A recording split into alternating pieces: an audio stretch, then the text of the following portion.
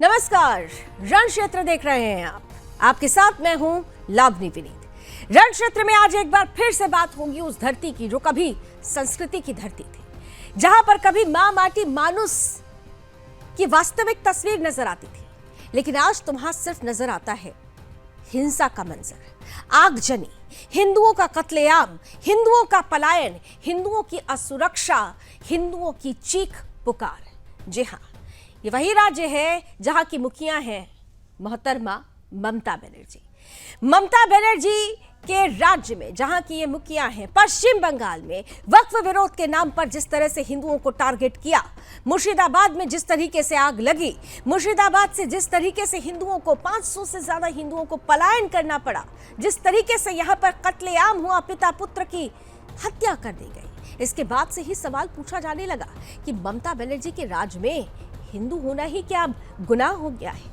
खुद पश्चिम बंगाल का हिंदू ये कहता हुआ सुनाई दिया कि पश्चिम बंगाल में अगर आपका जन्म हुआ है और अगर आप हिंदू हैं तो आपने सबसे बड़ा पाप किया है। ममता बनर्जी के राज में पश्चिम बंगाल वक्फ विरोध के नाम पर जल रहा है, हिंदुओं को मारा काटा जा रहा है। यहां तक कि हमने आपके सामने वो खबर भी रखी थी जब हमने आपको बताया था कि तृणमूल कांग्रेस के अंदर ही हिंदू नेता असहाय महसूस कर रहे हैं, वो उनके अंदर असुरक्षा का भाव है, अलग से मीटिंग करने लगे हैं, क्योंकि वो जान रहे हैं, समझ रहे हैं कि तृणमूल कांग्रेस को तो जिहादी तत्वों ने हाईजैक कर रखा है।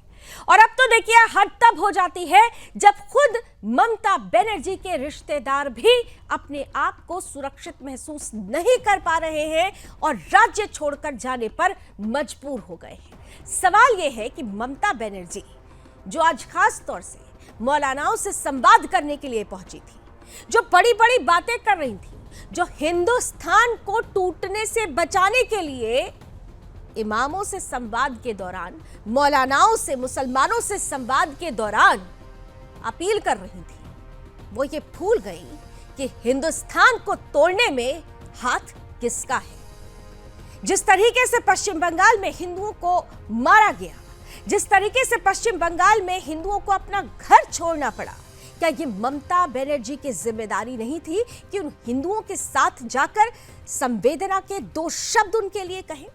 या फिर ये मान लिया जाए कि ममता बनर्जी भी खुद डर चुकी है, क्योंकि मुसलमान तो खुलकर कह रहे हैं कि ममता हमसे है, ममता मुसलमानों से है, मुसलमान से ममता नहीं है। तो सवाल यही है कि जिस राज्य में हिंदू बेसहाय हो चुका हो, जिस राज्य की मुखिया की पार्टी के अंदर के हिंदू नेता असहाय हो चुके हो, जिस राज्य की मुखिया के रिश्तेदार अब अपने आप को असुरक्षित महसूस कर रहे हो, जिस राज्य को वो छोड़ने को मजबूर हो रहे हो, उस राज्य में यानी पश्चिम बंगाल की हालत को देखते हुए क्या वहां पर राष्ट्रपति शासन नहीं लागू करना चाहिए?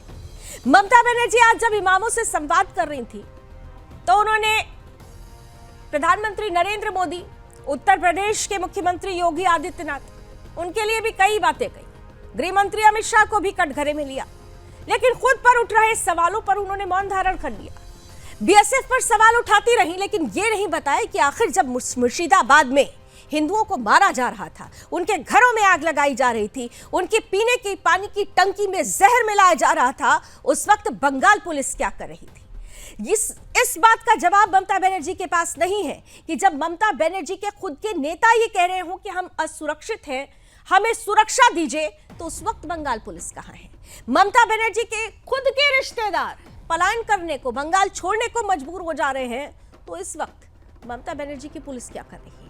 सवाल कई है और इन सवालों का जवाब ही ढूंढने का प्रयास आज रण क्षेत्र में किया जाएगा। कुछ ही देर में आज के खास अतिथि जुड़ेंगे, उनसे कराऊंगी आपका परिचय, लेकिन सबसे पहले वो रिपोर्ट जो पश्चिम बंगाल की हकीकत को, उसकी सच्चाई को आपके सामने रख रही है और बड़ा सवाल, बड़े आकलन और बड़े विश्लेषण के साथ आपके बीच रख रही है। ये कहानी नहीं है, ये तो खून से लिखी गई वो हकीकत है जिसे कोई दिखाना नहीं चाहता। अगर कश्मीर में हिंदुओं का कत्लेआम आपको झकझोर गया था तो संभल जाइए, क्योंकि अब वही मंजर दोहराया गया है बंगाल की जमीन पर। जी हाँ, ये है बंगाल फाइल्स, जहां मंदिरों की घंटियों को लाठीचार्ज से कुचला गया, जहां भगवा उड़ने वालों को रातों रात घरों से बेदखल कर दिया गया और ममता बनर्जी सत्ता के नशे में तुष्टीकरण की चादर ओढ़कर सोती रही। जिन जिहादियों ने हिंदुओं को जला डाला, लूट की, मार डाला, उन्हीं के लिए ममता दीदी के दरवाजे खुले हुए हैं। जब बंगाल जल रहा था तब ममता इमामों के बीच उनके दुखड़े सुन रही थी। अगर कोई सवाल करे तो जवाब आता है, मैं ईद पर नमाज पढ़ने जाती हूँ। हिंसा को पूर्व नियोजित बताया जाता है और मोहतरमा तो ये भी कह देती है कि हम जब तक रहेंगे हिंदू मुसलमान नहीं होने देंगे। अगर वक्फ एक्ट को चेंज करना है तो क्यों कॉन्स्टिट्यूशन अमेंडमेंट नहीं किया? 2/3 मेजोरिटी में एक्ट पास होना चाहिए। खाली मेजोरिटी से नहीं होता। इंडिया टीम की अपील करबो, let us be united, let us fight together boldly. This is not an individual matter. It will affect each and everybody. अगर आपको कोई विश्वास मुझ पे है, मैं हर धर्म का बात करते हैं। जब आप काली टेम्पल नया से बनाते हैं तब बीजेपी कहा जाता है। जब दुर्गा पूजा करते हैं वो कहते हैं हम करने नहीं देता। घर घर में सरस्वती पूजा होता है, वो कहते हैं हम नहीं करने देता। शर्म करो ममता दीदी, जब आपके खुद के रिश्तेदार जिहादियों की गोली का निशाना बन रहे हो, जब आपके खुद के रिश्तेदार ही बंगाल में असुरक्षा का भाव महसूस कर रहे हो, तो ये तस्वीरें बताती हैं कि आज बंगाल में आम नागरिक ही नहीं, जब ममता बनर्जी की पार्टी के हिंदू नेता, ममता बनर्जी के अपने रिश्तेदार सुरक्षित नहीं है, तो फिर आम जनता की सुरक्षा की उम्मीद कैसे की जा सकती है? लेकिन ममता दीदी तो अब भी आंख मूंदे बैठी है, क्योंकि उनके लिए तो कुर्सी से बड़ा कुछ है ही नहीं। न जनता, न रिश्तेदार, न बंगाल, बस मोह है तो सत्ता से।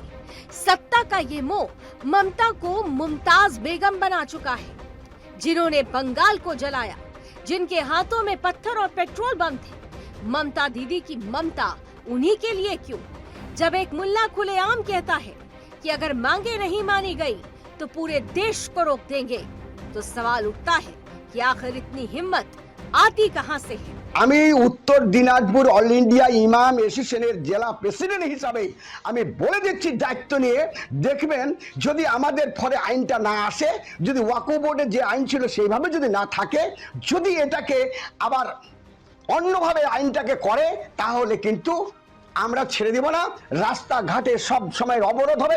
আমি এটাও তো আজকে বলেছি যে এটা আমি 15 তারিখের পরে রেল অবরোধ করব, যেখানে সেখানে সব জায়গায় রেল অবরোধ হবে। রেলগুলো বন্ধ করবো আগে, আমরা শহরে করতে যাবো না, গ্রামে এসে বন্ধ করবো গাড়ি, রেল, রাস্তা, মোটর, ট্রেন সব বন্ধ থাকবে। একদম পশ্চিম বাংলা কেন ভারতবর্ষকে আমরা একদম অচল করে দেব।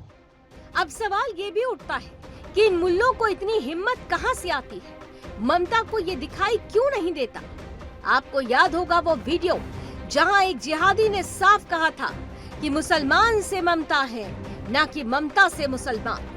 মুসলমান আজকে আমরা এখানে এসেছি কাঁধে কাঁধ মিলিয়ে, যদি আমাদের দায়িত্ব ঠিক ভাবে না পালন করতে পারে, কথা রাখতে পারে, পরবর্তীতে আমরা কলকাতাকে অচল করে দেখিয়ে দেবো। এই কলকাতাকে অচল করব। দিদির উচিত হবে এইটাকে নিয়ে গর্জে ওঠা। কেন দিদি আমাদের দয়ায় বেঁচে আছে, আমরা দিদির দয়ায় বেঁচে নেই। ভাই সত্যি নেই, দিদি আমাদের দয়ায় বেঁচে আছে। মুসলমানের ভোট নিয়ে আজ পশ্চিম বাংলার প্রতিটা মুসলমানকে শহীদ করে। तो ये कहना गलत नहीं होगा कि बंगाल में हिंदू होना अब गुनाह बन चुका है। तुम जय श्री राम बोलो तो जेल जाओ, तुम हनुमान चालीसा पढ़ो तो दंगा हो, और अगर तुम तुष्टीकरण करो तो कुर्सी, मंत्री पद, सुरक्षा सब कुछ हाजिर है। लेकिन सवाल यही कि जब किसी सीएम के रिश्तेदार ही अब राज्य में सुरक्षित न बचे हों, तो आखिर आम हिंदू जनमानस का पुरसा हाल लेने वाला कौन होगा? Bureau report, Sudarshan news. Protest हो रहा है, हिंदू जनता भावुक है, दुखित है। देख लीजिए किस तरीके से काट के खून किया। ये लोग घर में था, हिंदू होने के नाते बलिदान दिया। पूरा प्रदेश सड़क में है, हिंदू शहीद दिवस मना रहा है पश्चिम बंगाल बीजेपी की ओर से।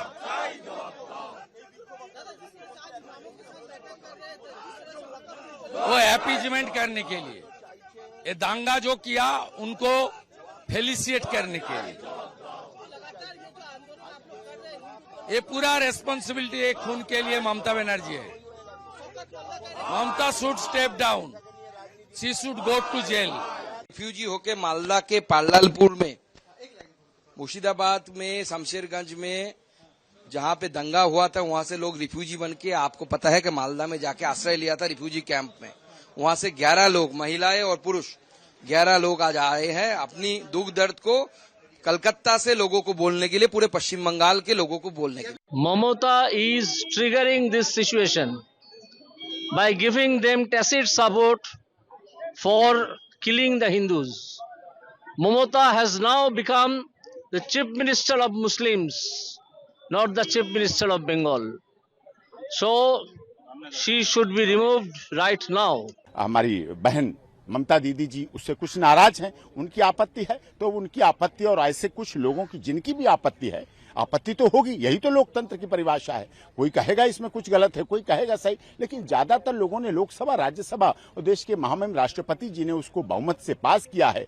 तो निश्चित तौर पर कुछ जो शिकायतें थी उनको दूर कर रही माननीय सर्वोच्च न्यायालय सुनवाई कर रही है, और जो भी परिणाम आएंगे वो अच्छे होंगे, जो भी फैसले आएंगे वो अच्छे होंगे।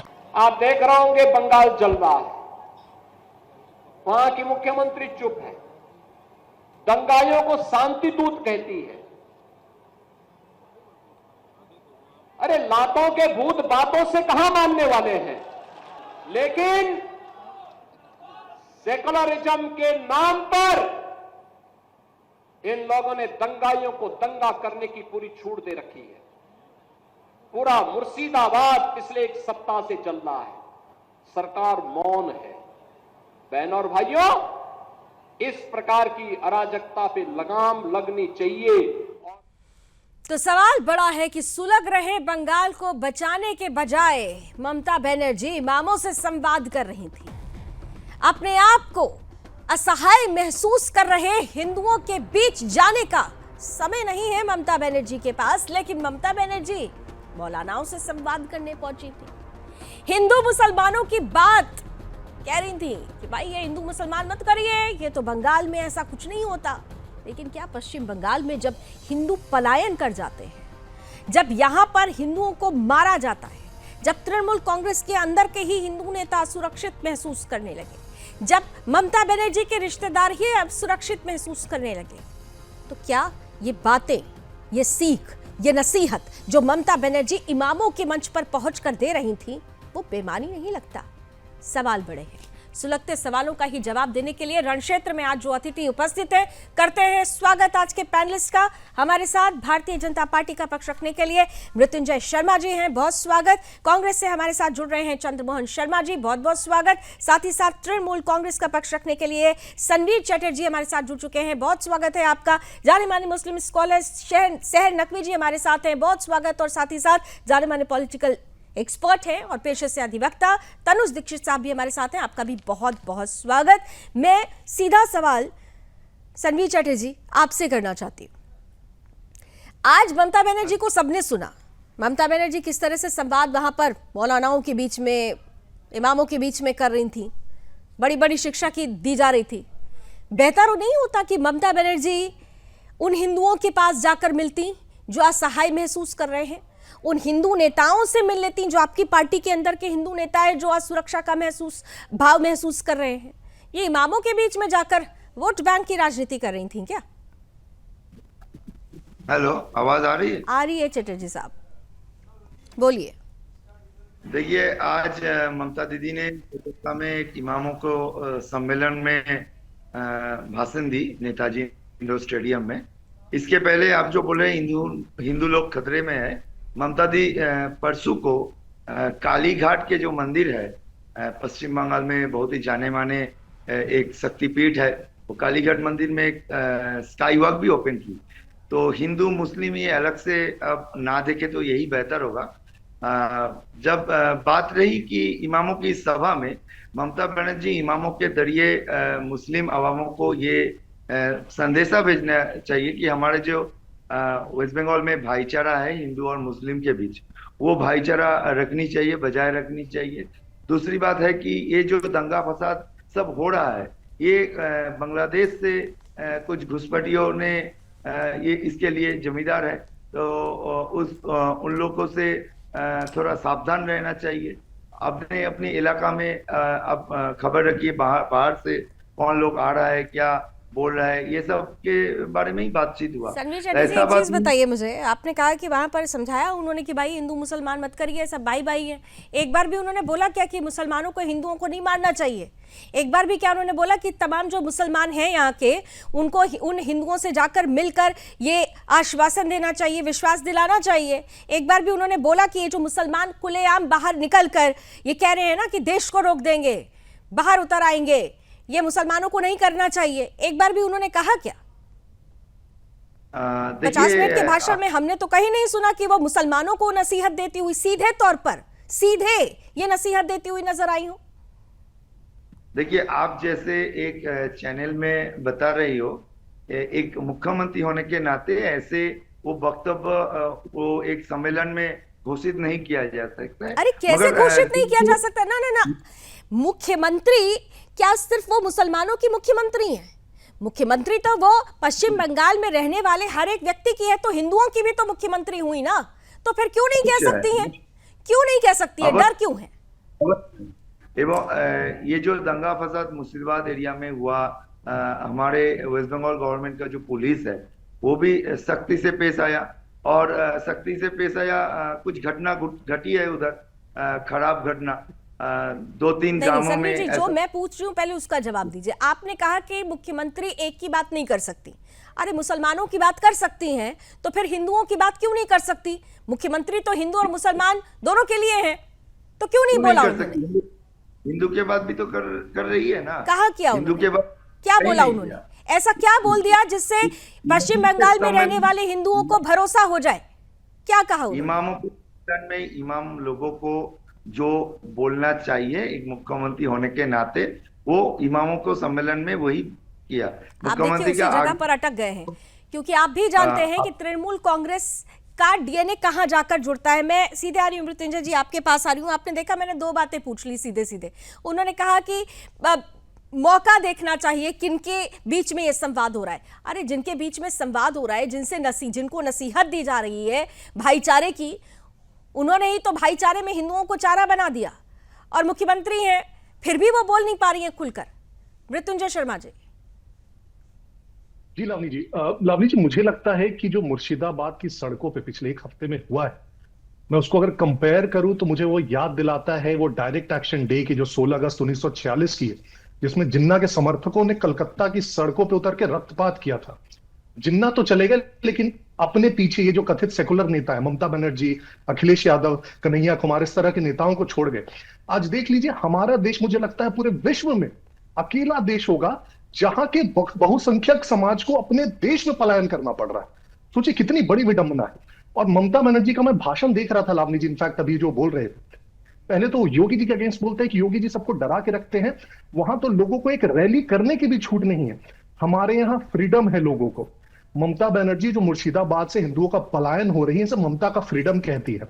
वहां पे जो हिंदू देवी देवताओं की मूर्तियां गढ़ने वाले एक दलित पिता पुत्र की हत्या को वो अपना ममता का फ्रीडम कहती हैं। रेल स्टेशनों को जला देना, गाड़ियों को जला देना, हिंदुओं के पानी में जहर मिला देना, ये ममता जी का फ्रीडम है। और इन्हीं के एक एमएलए है वहां पे, फरीद हकीम, वो क्या कहते हैं कि बंगाल से बंगाल में ही तो लोग जा रहे हैं, तो ये पलायन थोड़ी है।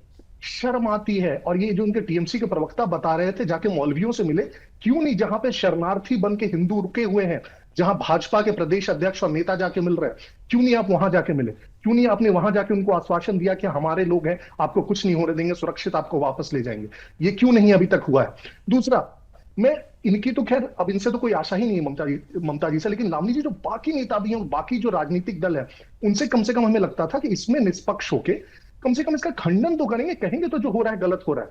लेकिन देखिए, कांग्रेस की प्रवक्ता अलका लंबा, उनसे जब प्रेस कॉन्फ्रेंस में पूछा जाता है कि बंगाल की हिंसा पे क्या कहेंगी, तो कहती नहीं ये हमारा मुद्दा नहीं है, अभी महंगाई महामारी बनी हुई है, हम उस पर बात करते हैं, जो एक्चुअल महामारी है उस पर नहीं बात करेंगे, महंगाई पे बात करेंगे। राशिद अल्वी कांग्रेस के नेता, वो तो इसको जस्टिफाई कर दे रहे हैं, कह रहे हैं एक्शन का रिएक्शन है।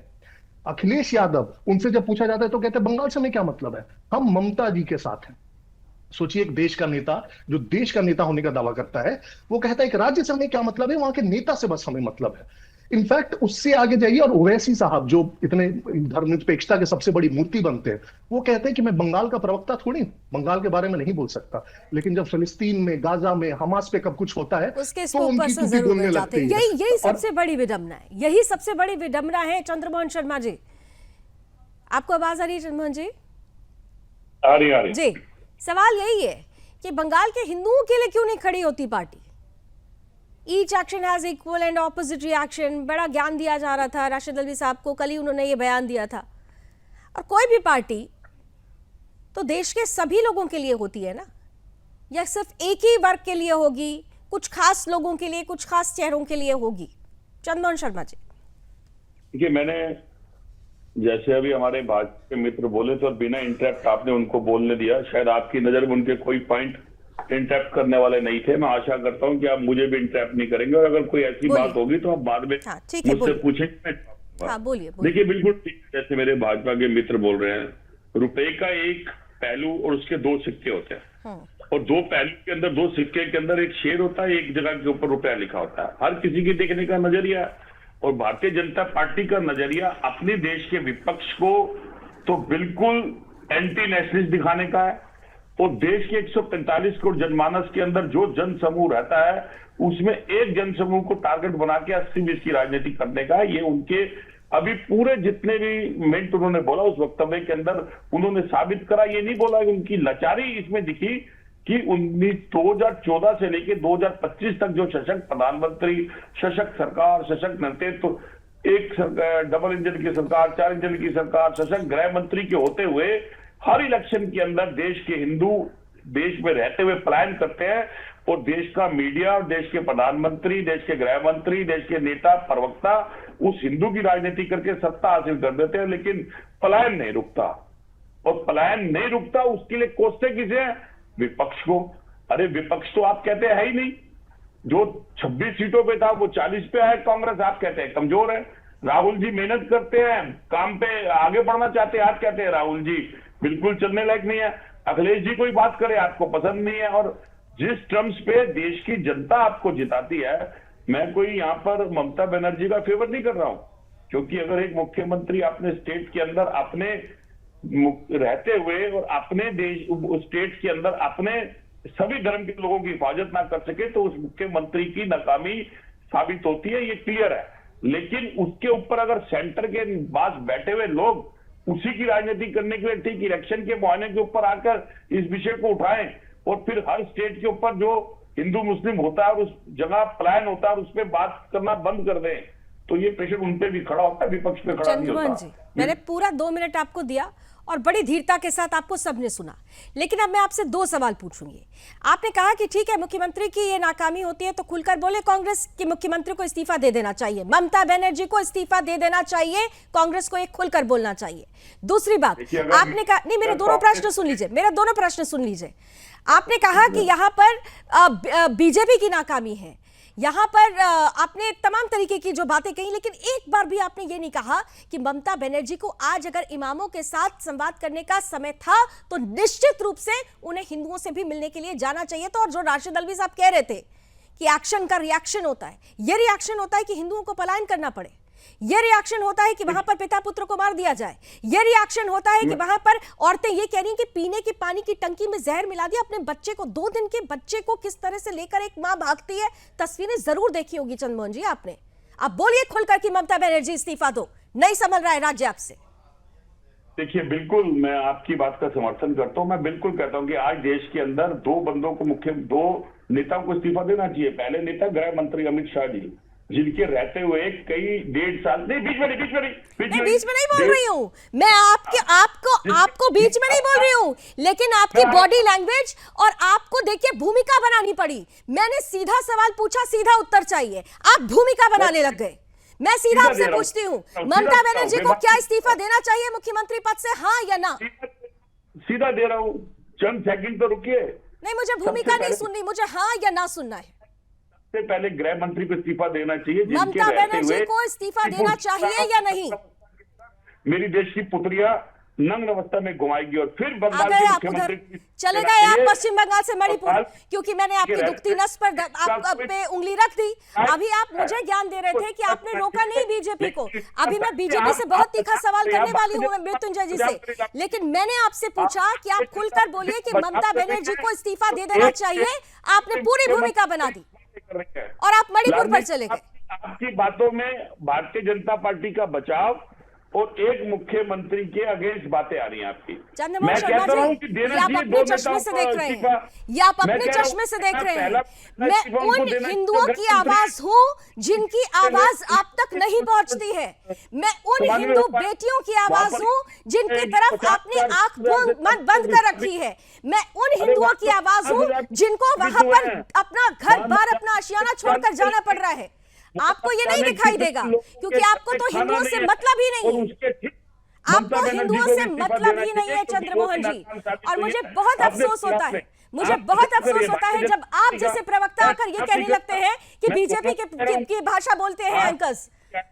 आपके सारे व्यूअर देख रहे हैं कि आज आप एक निष्पक्षता की पत्रकारिता नहीं कर रही। मैं बहुत निष्पक्षता के साथ यहाँ पर खड़ी हूँ हिंदुओं की आवाज बनकर, और मुझे चंद्रमोहन शर्मा जी कांग्रेस पार्टी के सर्टिफिकेट की जरूरत नहीं है। मैं पुनः आपसे पूछती हूँ, ममता बनर्जी को क्या मुख्यमंत्री पद से तुरंत इस्तीफा दे देना चाहिए? ममता बनर्जी को क्या तुरंत इस्तीफा दे देना चाहिए मुख्यमंत्री पद से? चंद्रमोहन शर्मा जी, कांग्रेस 2 इस्तीफा मांग रही है और दोनों इस्तीफा देना चाहिए दोनों को। चंद्रमोहन शर्मा जी, अब पता है आप लोगों की इस राजनीति पर दुख नहीं होता, हंसी आती है। आपके खुद के नेता ए.के. एंटनी साहब की रिपोर्ट जरा एक बार फिर से 2014 में जो आई थी ना, वो पढ़ लीजिएगा, और आने वाले समय के लिए आप लोग जिस मिशन पर निकले हुए हैं उस रिपोर्ट को पढ़ना बहुत जरूरी है। हिंदुओं की आवाज।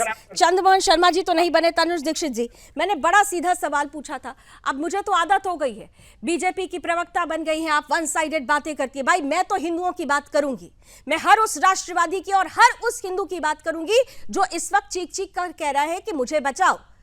वहां पर बेटियां किस तरीके से अपनी अस्मिता को बचाने के लिए भागती हैं, वहां पर एक पत्नी को अपनी पति की जान की बचाने के लिए अपने शरीर का सौदा करना पड़ता है उन सौदागरों के बीच। देखा है हमने वो तस्वीरें, लेकिन अफसोस के साथ कहना पड़ता है विपक्षी पार्टियां या टीएमसी या फिर कांग्रेस के लोगों को ये नजर नहीं आता।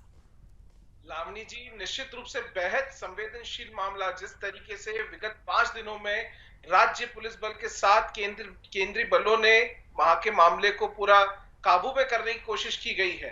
अगर ये ध्यान हो कि पिछले जो बीते दिन मुर्शिदाबाद जो हिंसा हुई उसके अंदर बांग्लादेशी कनेक्शन निकले गए हैं, उसके अंदर ये जमात अल मुजाहिदीन बांग्लादेश यानी जेएमबी और साथ में अंसारुल्लाह बांग्ला टीम यानी एबीटी का इसे अंजाम दिया। इसमें बहुत बेशक रूप से सारे सबूतों के साथ में बड़ा सामने स्पष्ट हुआ है। और आज वहां पर जो हिंदू परिवार है वो मालदा में शरणार्थी बनकर के पलायन करा है, और ये एक दो नहीं हजारों की तादाद में हिंदू परिवार ने मुर्शिदाबाद छोड़ करके मालदा में अपने शरणार्थी बने हैं, वहां पलायन किया है। उनके साथ की दास्तां, उनकी बातें अगर आप सुनेंगे तो निश्चित रूप से मन को कचोट के रख देगी। ये जो जिस तरीके की तुष्टीकरण की एक राजनीति पश्चिम बंगाल में हो रही है, निश्चित रूप से ये निंदनीय है। और जिस तरीके से केंद्रीय एजेंसीज पर सवाल खड़े किए जा रहे हैं, ये बेहद शर्मनाक स्थिति है लावनी जी इस समय।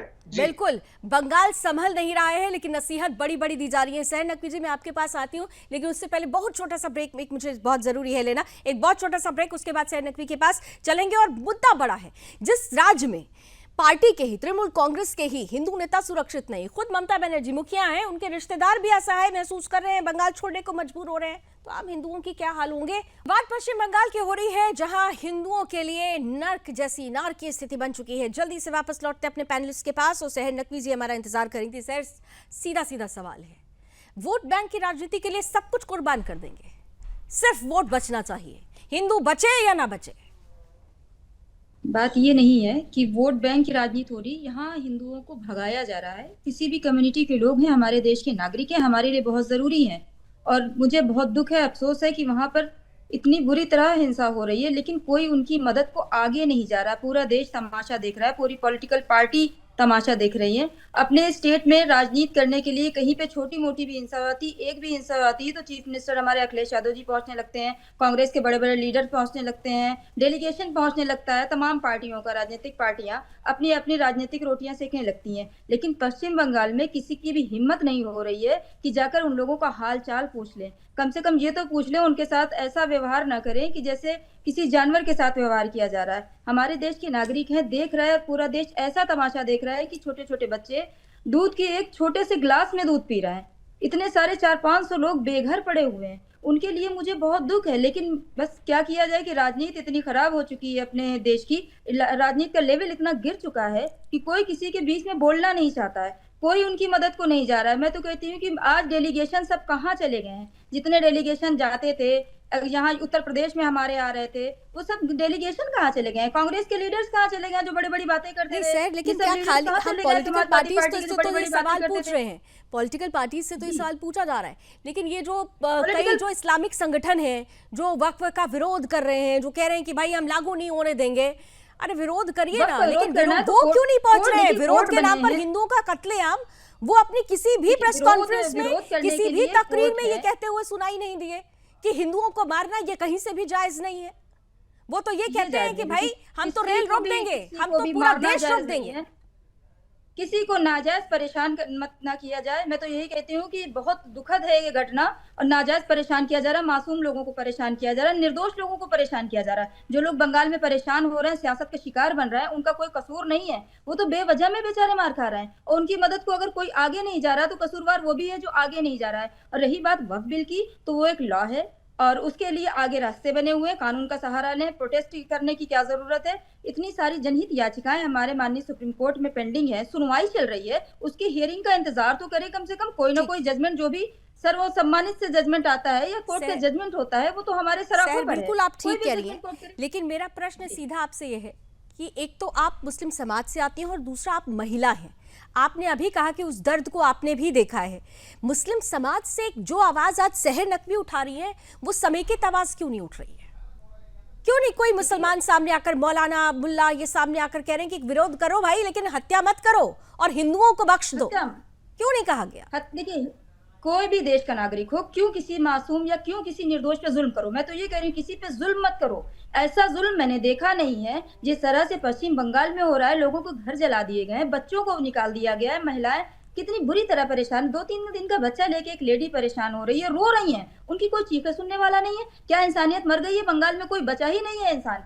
कोई पुलिस क्या करती है वहां की, क्या कर रहा है शासन, क्या कर रहे हैं लीडर्स? कोई जिम्मेदार बचा है या नहीं बचा है? अगर नहीं बचा है तो हमारे प्राइम मिनिस्टर साहब को एक्शन लेना चाहिए। मौलाना मौलवियों के लिए भी कुछ बोल दीजिए, जिनके लिए मैं बार बार आपसे पूछना चाहती हूँ, क्योंकि आप महिला हैं और एक मुस्लिम समाज से आती हैं। मुस्लिम समाज के बहुत सारे मौलाना जो तकरीर करते हैं, हर जुमे की नमाज के समय जो तकरीर होती है कि इकट्ठा हो जाएंगे, हम दिखाएंगे अपनी ताकत, ये ताकत जो दिखा रहे हैं हिंदुओं की हत्या करके, ऐसे मौलानाओं को भी तो थोड़ी नसीहत दे दीजिए। कह रही हूँ, कोई भी मौलाना हो, कोई भी मौलवी हो, तो ताकत क्या मासूम लोगों पे दिखाएंगे? ताकत नियत्ते लोगों पे दिखाएंगे, निर्दोष लोगों पे दिखाएंगे? ताकत दिखाना उस सरकारों से दिखाइए, जाके आप अपनी बातों को रखिए एक कानून के दायरे में रहकर, अपनी बातों को मौलाना हो, मौलवी हो, दायरे में। लेकिन जब कानून को ही यहाँ पर हाईजैक कर लिया गया हो, मृत्युंजय जी, बहुत तीखा सवाल आपसे करने वाली हूँ, क्योंकि बार बार ये कहा जाता है कि कुछ जिम्मेदारियां केंद्र सरकार की भी है। कई बार ये कहा गया कि ये जो घुसकर आ गए बंगाल में, पश्चिम बंगाल की पूरी डेमोग्राफी खराब कर दी गई, ये जो घुसपैठिए आए, जिहादी आए, एनआरसी को लेकर अभी तक कोई कदम नहीं उठाया गया। अगर एनआरसी का हथौड़ा यहां चल गया होता समय रहते, तो शायद हमको ये तस्वीरें नहीं देखनी पड़ती। किस बात की देरी है और किस बात का डर है?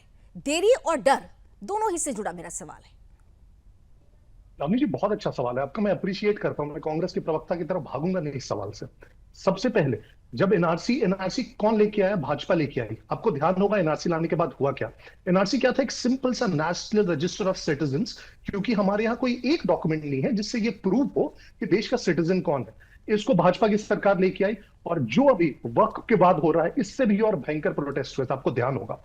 उस पे भी मैं नहीं जा रहा हूं, मैं एक टेक्निकल डिटेल पे आपको जाऊंगा। कुछ दिनों पहले संसद में गृह मंत्रालय से एक सवाल पूछा गया कि जो बांग्लादेश बॉर्डर है वहां से घुसपैठ क्यों होती है और फेंसिंग क्यों नहीं हो रखी है, और अमित शाह जी का फ्लोर ऑफ द हाउस पे बयान है, मैं आपको सुना रहा हूं। 2200 किलोमीटर का हमारा बॉर्डर है बांग्लादेश के साथ, और उसमें से बाकी सारे बॉर्डर का फेंसिंग हो गया है, सिर्फ 450 किलोमीटर का नहीं हुआ है। और आपको पता है क्यों नहीं हुआ है? क्योंकि वो 450 किलोमीटर बंगाल के बॉर्डर के अलोंग लाई करता है, और उसे फेंस करने के लिए केंद्र की सरकार ने 10 चिट्ठियां लिखी हैं बंगाल को, और केंद्र के गृह सचिव बंगाल के मुख्य सचिव से 7 बार मीटिंग कर चुके हैं। ये फ्लोर ऑफ द हाउस पे जवाब है, सुन लीजिए। और उसके बाद भी नहीं सुन लीजिए, और उसके अभी निकाल दूंगा संसद.nic.in पे, और उसके बाद भी सुन लीजिए, और उसके बाद भी बंगाल की सरकार वहां पे जमीन देने को तैयार नहीं। और अमित शाह जी ने ये भी ऐड किया कि जब भी वहां पे केंद्रीय एजेंसियां या टीम जाती है फेंसिंग करने को, तो वहां के लोकल टीएमसी के गुंडे, वहां के लोग उनको परेशान करते हैं, फेंसिंग नहीं करने देते हैं। ये हाल है लावनी जी, बंगाल में ये हाल है। Sanveer Chatterjee, counter answer. नहीं, ऐसा कुछ बात नहीं है। बंगाल में हर जगह भी बॉर्डर लगा हुआ है। पढ़ लिख लीजिए, ये बकवास मत कीजिए। सुनिए, नहीं या तो कोट कीजिए, मैं कोट कर रहा हूँ डेट के साथ, बिल्कुल ये बकवास नहीं चलेगा। नो, ये लावनी जी ये बकवास है। अमित शाह जी का फ्लोर ऑफ द हाउस पे रिकॉर्डेड स्टेटमेंट है, इसको ये रिजेक्ट नहीं कर सकते हैं लावनी जी, इसको रिजेक्ट नहीं कर सकते हैं। इंफॉर्मेशन देता है। आप लोग दिल्ली से हो, आपको पश्चिम बंगाल का जो लोग लीडर है वो ऑल टाइम भूल भाल इंफॉर्मेशन देता है, ठीक है? इसलिए आपके पास कीजिए, पार्लियामेंट के फ्लोर ऑफ द हाउस पे अगर कोई रिकॉर्डेड स्टेटमेंट होता है, उससे ऊपर आपका वक्तव्य नहीं हो सकता है। आप भूल भाल इंफॉर्मेशन देके देश को, जनता को बोका मत समझिए, ठीक है? अरे क्या बेवकूफों जैसी बात कर रहे हो यार। पार्लियामेंट में फ्लोर ऑफ द हाउस पे बयान है, उस पर नहीं भरोसा करें, आपके वक्तव्य में भरोसा कर ले। क्या थोड़ा पढ़ लिख के आया करो दोस्त, थोड़ा पढ़ लिख के आया करो, उसके बाद बहस किया करो। हम पढ़ लिख के ही आए हैं, आप अकेले क्या पढ़ लिख के आए? ये फ्लोर ऑफ द हाउस पे स्टेटमेंट है या नहीं, आप बताइए। ये इंफॉर्मेशन में हम एकदम सहमत नहीं है। अरे आपके सहमति से क्या फर्क पड़ता है? अच्छा, सनवीर चटर्जी की क्या इंफॉर्मेशन, जरा उनसे भी सुन लीजिए। हाँ बोलिए सनवीर चटर्जी, बोलिए। आपके इंफॉर्मेशन से देश का ज्योग्राफी चेंज हो जाएगा क्या? एक सेकंड, आपके इंफॉर्मेशन से बांग्लादेश में बोल देंगे तो हो जाएगा क्या?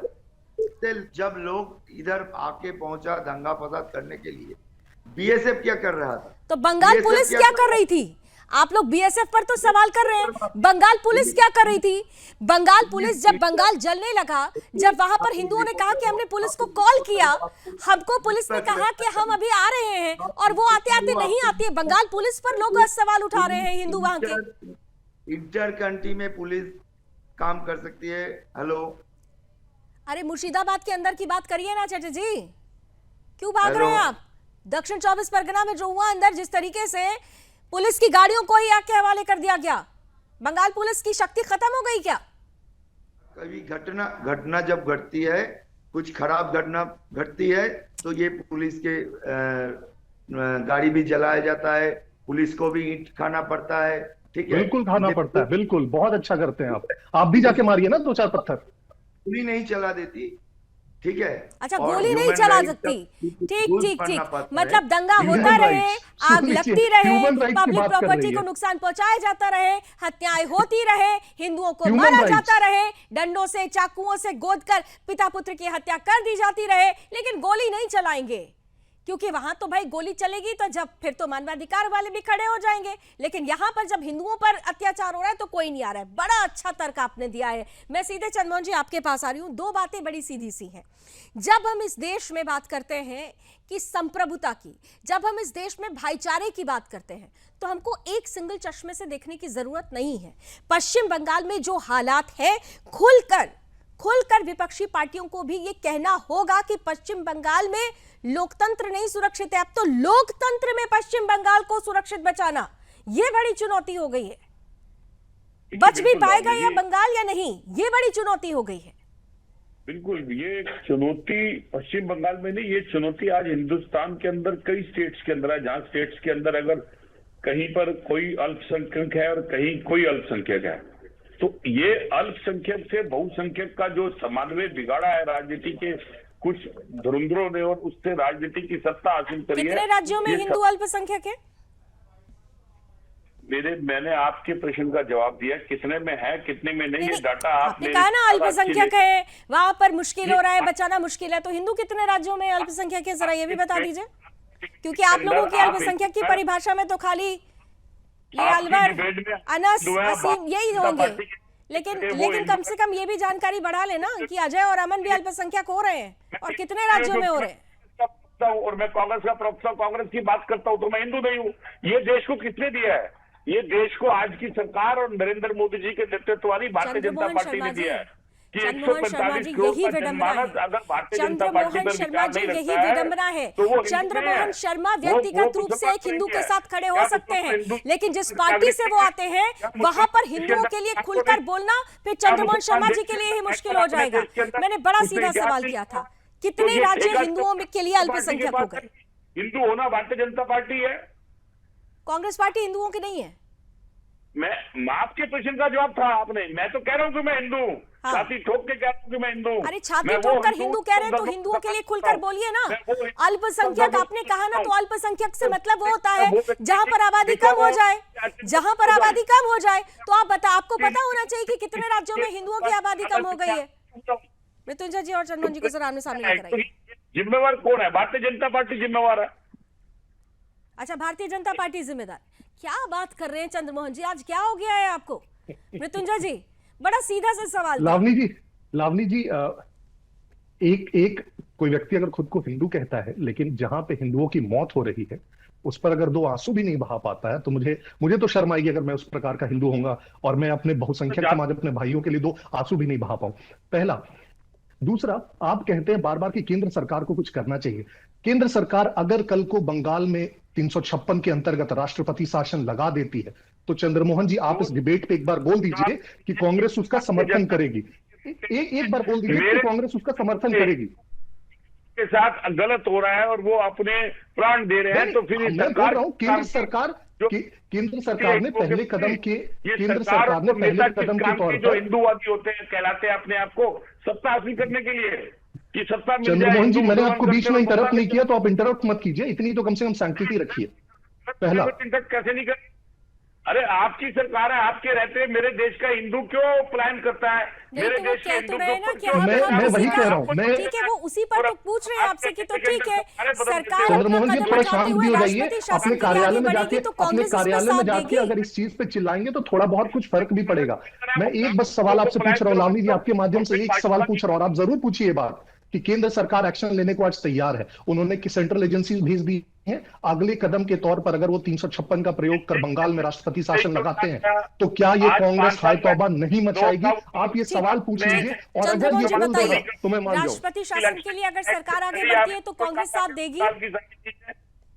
नहीं, कांग्रेस साथ देगी अगर राष्ट्रपति शासन के लिए आगे बढ़ती है सरकार? तो देखिए, निस्संदेह अगर जो अब ये फेविकॉल पी लेंगे। नहीं, उनको बोल लेने दीजिए। मृत्युंजय जी, हाँ बोलिए, जल्दी बोलिए, समय की सीमाएं खत्म। देश के प्रति साफ गोई के साथ उठाए हुआ कदम अगर सरकार सभी पार्टियों के साथ बैठकर उसकी चर्चा करती है, तो सरकार क्या कोई भी अभी सभी पार्टी को छोड़ दीजिए, मैं आपसे पूछ रही हूँ, अगर सरकार आगे बढ़ती है तो जिस तरीके से आज आप हल्ला बोल रहे थे ना नेशनल हेराल्ड केस में अपने ही मुखिया के लिए, तो यहाँ पर भी एक मुखिया पर सवाल खड़ा हो रहा है और यहाँ पर हिंदुओं की सुरक्षा का सवाल है। बोल दीजिए कि हाँ हम साथ में हैं, बोल दीजिए आज। तो बोलते मैंने जितनी बेबाकी से, क्या भारतीय जनता पार्टी के नेता बोल सकते हैं कि ये जिम्मेवारी देश के नेता की है, जो देश के अंदर है उनके रहते हुए देश के अंदर पलायन हो रहा है हिंदुओं का, इसकी जिम्मेवार भारतीय जनता पार्टी है? अब चलिए आप इस पे आ गए। तनुज दीक्षित जी, लास्ट सम अप जल्दी से। तनुज दीक्षित जी, हिंदुओं का की सुनेगा कौन? जिस तरीके से बंगाल के अंदर निरंतर तुष्टीकरण की राजनीति हम लगातार देखते आ रहे हैं, इस तरीके से मुझे लगता है जैसी मांग की जा रही है मणिपुर में, जिस तरीके से राष्ट्रपति शासन लागू हुआ, वैसे हालात स्थितियां अब बंगाल की है कि यहाँ पर भी राष्ट्रपति शासन लागू किया जाए, यही समय की मांग है। थैंक यू सो मच, आप सभी हमारे साथ जुड़े। समय इतनी ही अनुमति मुझे दे रहा है इस चर्चा में को आगे बढ़ाने के लिए, लेकिन इतना जरूर है, ये महज एक चर्चा नहीं है, ये संवेदना है, ये एक सोच है, ये एक ऐसा आकार है जिसमें अगर हिंदुओं के लिए मुश्किलें पैदा हो रही हैं तो ये हमारी और आपकी जिम्मेदारी है कि उनके लिए, उन मुश्किलों को दूर करने के लिए हम एक बड़ी दवा लेकर आए। वो दवा क्या है? क्या वो दवा राष्ट्रपति शासन है या फिर वो दवा सीधे सीधे है कि हिंदुओं को संगठित होकर ऐसे जिहादी तत्वों के खिलाफ हल्ला बोलने की जरूरत है? आकलन कीजिएगा। रण क्षेत्र में अभी बस इतना ही। देश और दुनिया की तमाम खबरों के लिए आप जुड़े रहिए सुदर्शन न्यूज के साथ। जय हिंद।